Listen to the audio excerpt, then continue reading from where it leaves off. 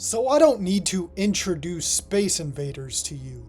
It's probably in the top 5 most famous video games of all time. And you already know the incredibly iconic appearance of the invaders.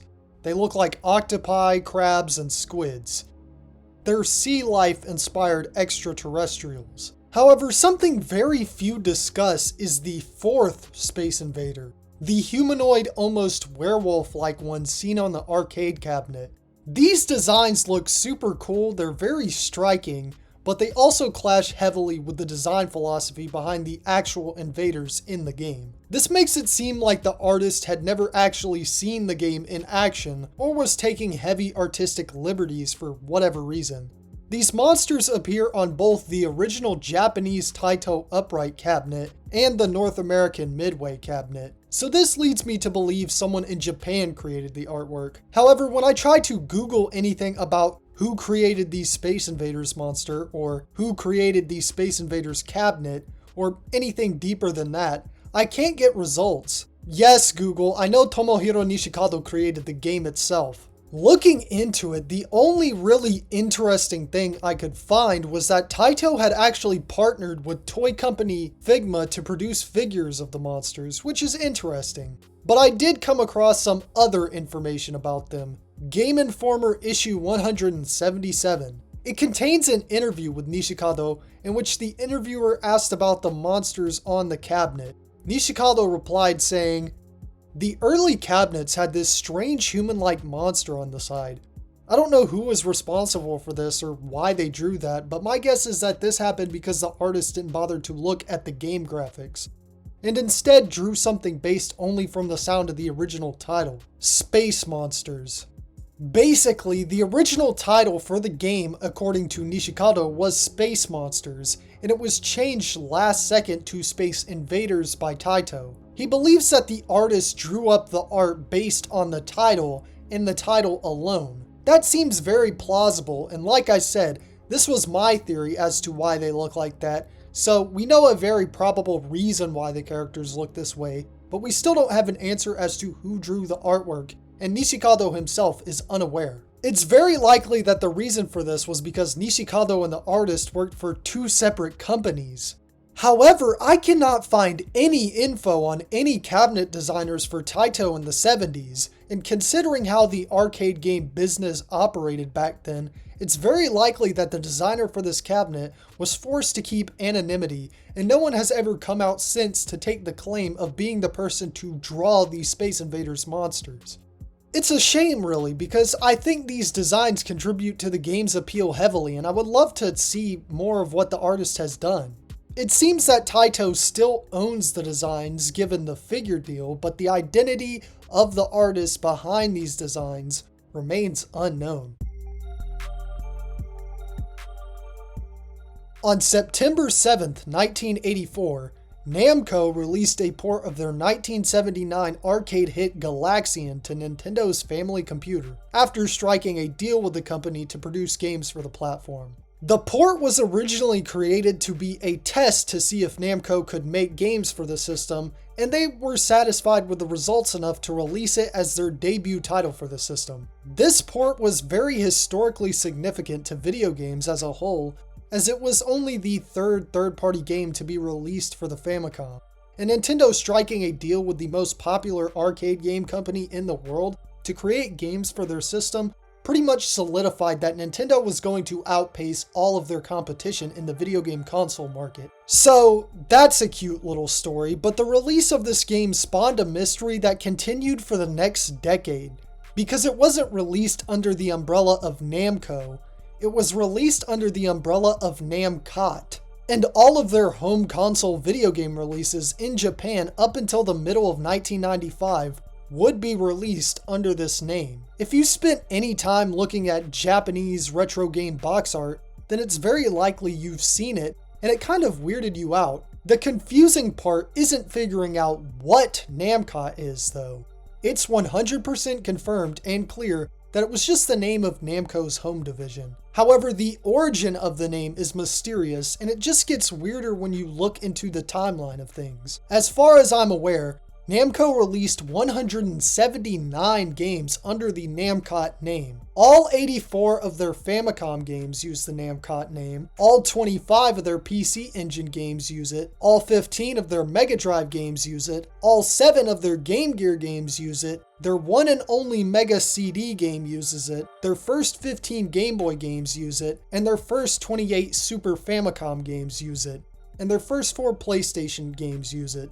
It seems that the first game to use Namco instead of namcot in Japan was Ace Combat for the PS1, released on June 30th of 1995. They had used Namco in some of the names of their games earlier, with the earliest example as far as I'm aware being the golf game Namco Classic released for the Famicom on May 27th, 1988, but the game was still released under the namcot umbrella. It seemed that after the release of Ace Combat, Namco began switching over to using the Namco name for everything, including on consoles that they had already been releasing games on with the namcot name. Like I said, their first 4 PS1 games, including Tekken strangely, all used the namcot name. So this wasn't a change that coincided with the release of the PlayStation. They would switch over to the Namco name on the Game Boy with the release of Galaga and Galaxian, and they would do the same on the Super Famicom with the release of J-League Soccer Prime Gold 3, both released in 1995. However, weirdly, they still released one more game under the Namcot umbrella, their last Sega Game Gear game, Gear Stadium Heiseiban, released on October 20th, 1995, and still used the namcot name, and would be the last game to do so. Technically, I'll get there. The reason it still uses the namcot name was because it was an updated version of Gear Stadium, a game that they had previously released under that name, and they lazily didn't bother to change the cover besides adding the Heiseiban text. But during most of this, Namco wasn't releasing games to consoles by themselves in North America. They had beef with Nintendo of America due to their licensing practices, so they handed over rights to publish their games for NES to other publishers. They would usually change the games themselves to remove the namcot name.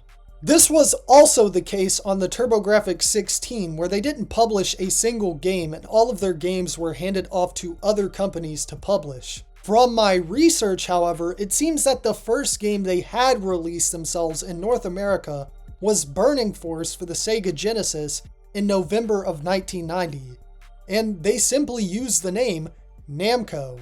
So while Namco of Japan would continue to use Namcot for the next 5 years, the name Namco was used in North America. By the way, when it comes to the pronunciation, it is pronounced Namcot. It isn't pronounced the same as Namco with a silent T.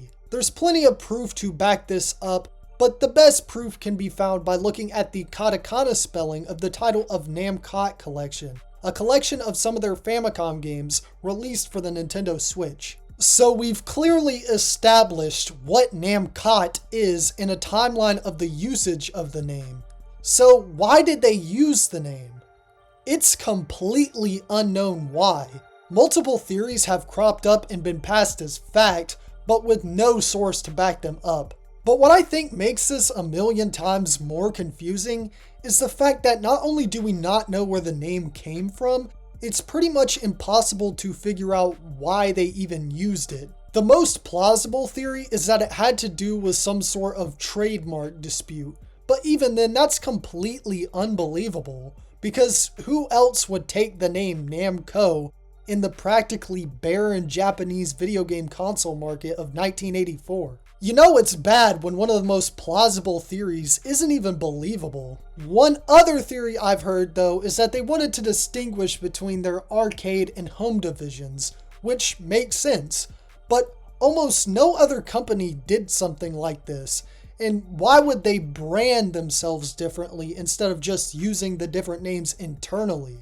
For a while, before the release of the Namcot collection, there was a shockingly widespread and insanely idiotic false narrative for a long time that it was the name for efforts created by both Data East and Namco, which I've proved false. We know it's just Namco's home division that they released all of their games under, and anyone who does 2 seconds of research could find that out.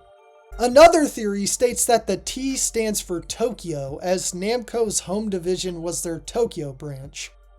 Never mind the fact that Namco as a whole is based in Tokyo. I'm just completely baffled as to not only where the T could have come from, but also why they would rebrand themselves. I get them needing to use different names for their different branches internally, but why would they brand their home division differently for the public as well? It's also unknown why they decided to switch to Namco in 1995, but I think it's just that they wanted to unify their branding, which was already unified in the rest of the world, so not that baffling of a decision there. I guess we'll never know the answer to these questions, but it's a very fascinating, strange part of video game history nonetheless.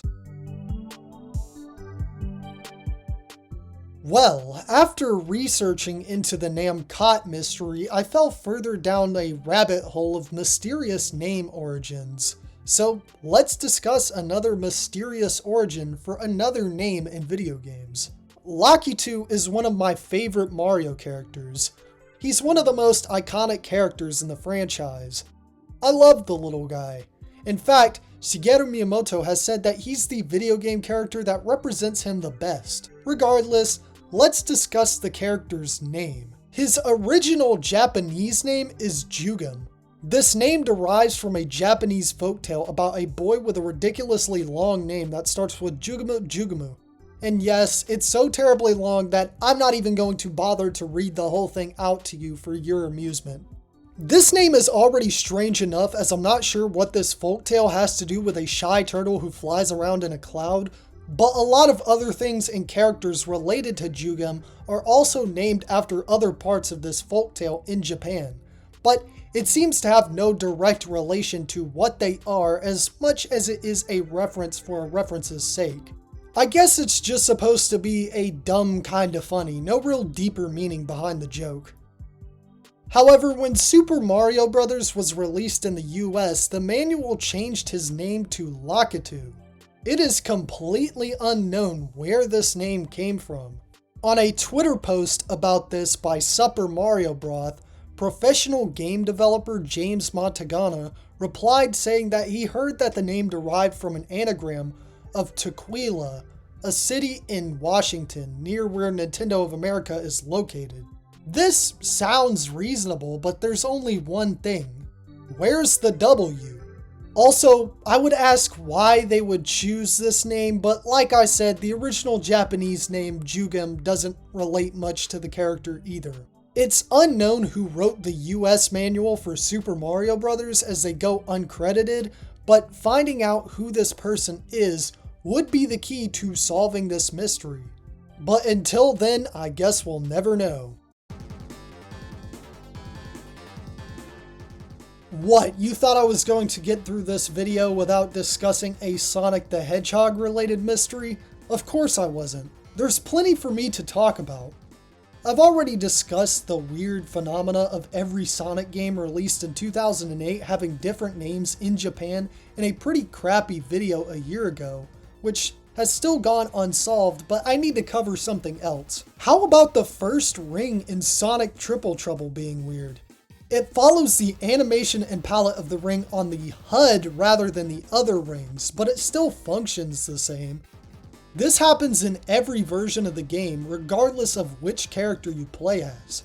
It's kind of wild how something so apparently broken that appears right as soon as you start up the game went unnoticed. But okay, this is probably just a simple glitch.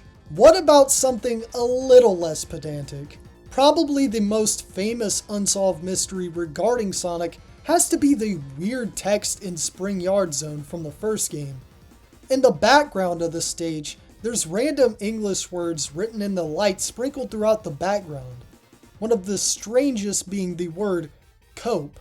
I don't think this mystery is actually that hard to solve, as the first 2 Sonic games might have the most well-documented developments in video game history, at least when it comes to certain people's contributions. I could point to about 60% of the graphics in this game and tell you which of the 3 graphic designers contributed to that aspect. 2 artists are credited with graphic design in the game's credits, Jinya, or Jina Ishiwatari Tsukahara, and Phoenix Rie, or the late Rieko Kodama. Sonic's creator, Naoto Oshima, is only credited with character design. However, he also played a role in designing the graphics for the stages as well. It's possible that he created the COPE and CPU graphics, and I think he's the most likely candidate. He mentioned on Twitter that he did almost all of Springyard Zone's design. I think this mystery could easily be solved by reaching out to him. He's very active on Twitter and frequently interacts with fans, and certainly doesn't discriminate. Only problem is I don't like using Twitter, man. But I think this mystery could be solved way more easily than people think. However, there's another mystery that I think is super interesting and I have my own theory about. So, the concept of Perfect Chaos, who would later debut in Sonic Adventure, though unnamed, is mentioned in the Japanese Sonic 3 manual released in 1994. In Knuckles' character bio, it explains that when Dr. Eggman's space station, the Death Egg, crashed onto Angel Island where he resides, that Knuckles assumed it was the Egg of the Dragon.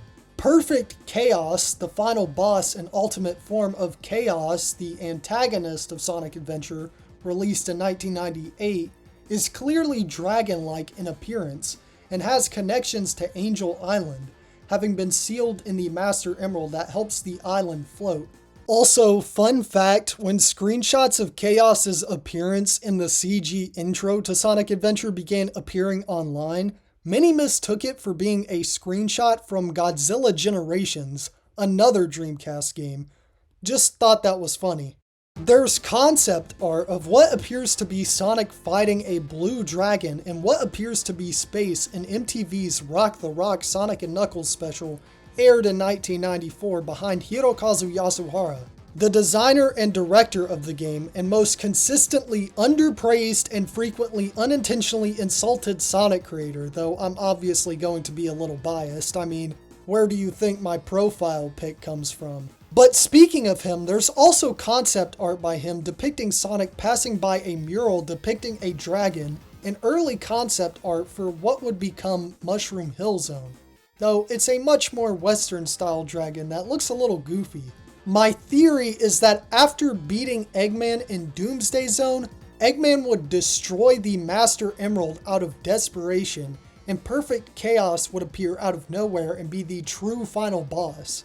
I also think this would have been a secret only available to players who got all 14 emeralds as all 4 characters and character combinations, as the final game has no reward for completion. I don't know why it was cut, but they probably didn't have enough time to implement it or build up to it with that mural, or they probably thought it would have made Doomsday Zone too long. I think it's interesting that the concept was brought back for Sonic Adventure, but the concept of Chaos being able to lay eggs, mentioned in the Sonic 3 manual, doesn't come up there, though he is supposed to be a mutated Chao, and Chao can lay eggs. But who knows, maybe my theory is wrong. I hope to see this mystery solved one day. Thank you guys so much for watching. Also, big thank you to my patrons. Let me know what other mysteries you would want to see me cover in the future. Also, let me know if you would want more videos like this. I hope you have a wonderful rest of your day.